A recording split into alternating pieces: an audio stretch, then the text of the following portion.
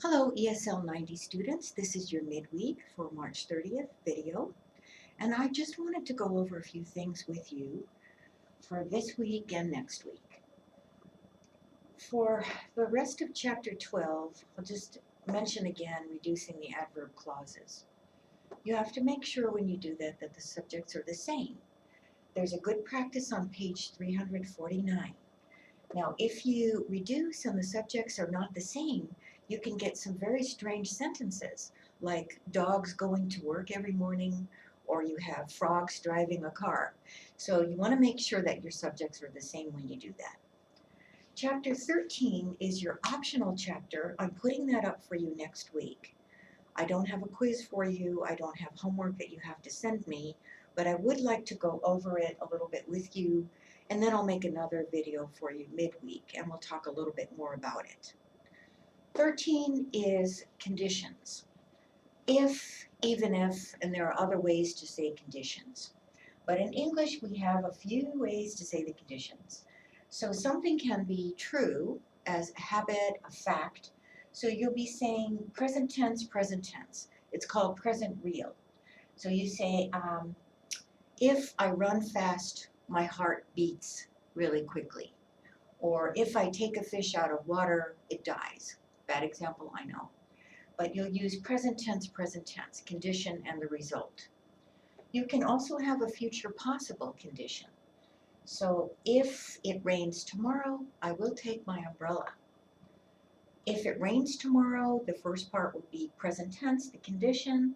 The other part will be in the future. So I will take my umbrella.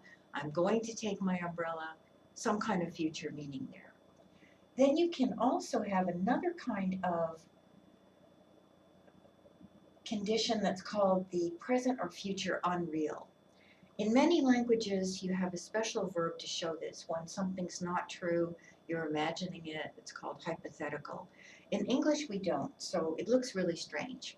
So we'll say if something's not true now or in the future, we'll say the past tense of the verb, and we'll say would or wouldn't or could in the result form. So I can say if I were 20 years old right now, I'm not, okay, I would run a marathon tomorrow. So you're matching the past tense here and the would or the could. And that's actually showing something that's not true now or the future. Then we have a real nightmare of verbs called the past unreal. And that's when you're talking about something that's not true in the past. So you can say, I'm really hungry now. I didn't eat breakfast. If I had eaten breakfast, I would not be hungry now.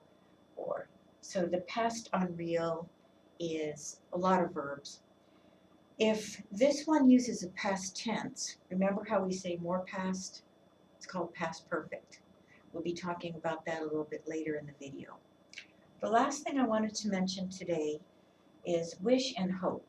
In your chapter, wish is something that's not true for now or in the future.